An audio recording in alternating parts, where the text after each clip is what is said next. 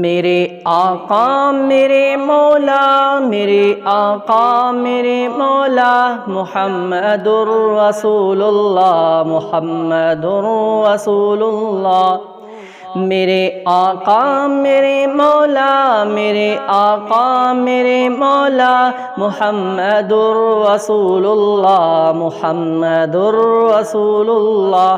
وأحسن من قلم طرقت عيني، وأجمل من قلم تلد النساء، خلقت مبرأ من كل عيب، كأنك قد خلقت كما تشاء۔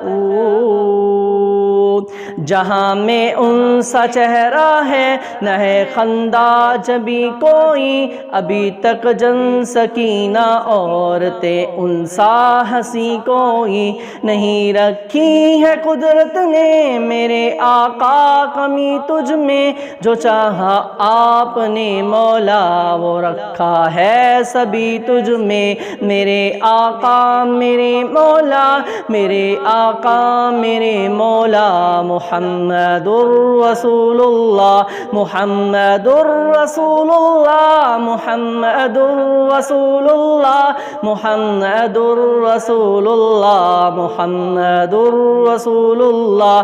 بدی کا دور تھا ہر سو، جہالت کی گھٹائیں تھی، گناہ و جرم سے چاروں طرف پھیلی ہوائیں تھی۔ خدا کے دین کو بچوں کا ایک یہ کھیل سمجھتے تھے، خدا کو چھوڑ کے ہر چیز کو معبود رکھتے تھے۔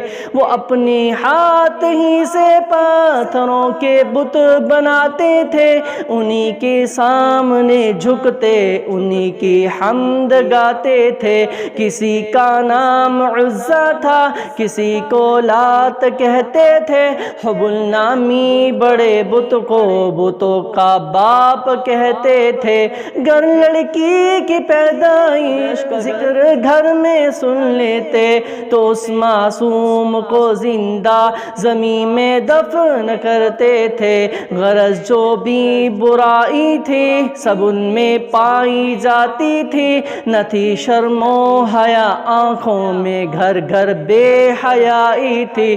مگر اللہ نے ان پر جب اپنا رحم فرمایا تو عبداللہ کے گھر میں خدا کا لاڈلا آیا۔ عرب کے لوگ اس چہرے کا جب اعزاز کرتے تھے تو عبد المطلب قسمت پہ اپنی ناز کرتے تھے۔ آقا میرے مولا، میرے آقا میرے مولا، محمد الرسول اللہ۔ محمد کے تقدس پر زبانیں جو نکالیں گے، خدا کے حکم سے ایسی زبانیں کھینچ ڈالیں گے۔ کہاں رفعت محمد کی، کہاں تیری حقیقت ہے، شرارت ہی شرارت بس تیری بے چین فطرت ہے۔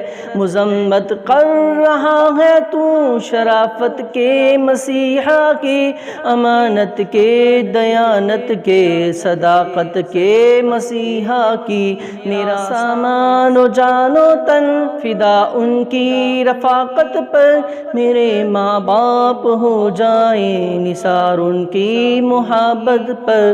زباں رکھتا ہوں ایسی جس کو سب تلوار کہتے ہیں، میرے اشعار کو اہل جہاں ابحار کہتے ہیں۔ محمد کے تقدس پر زبانیں جو نکالیں گے، خدا کے حکم سے ایسی زبانیں کھینچ ڈالیں گے۔ میرے آقا میرے مولا، میرے آقا میرے مولا، محمد رسول اللہ۔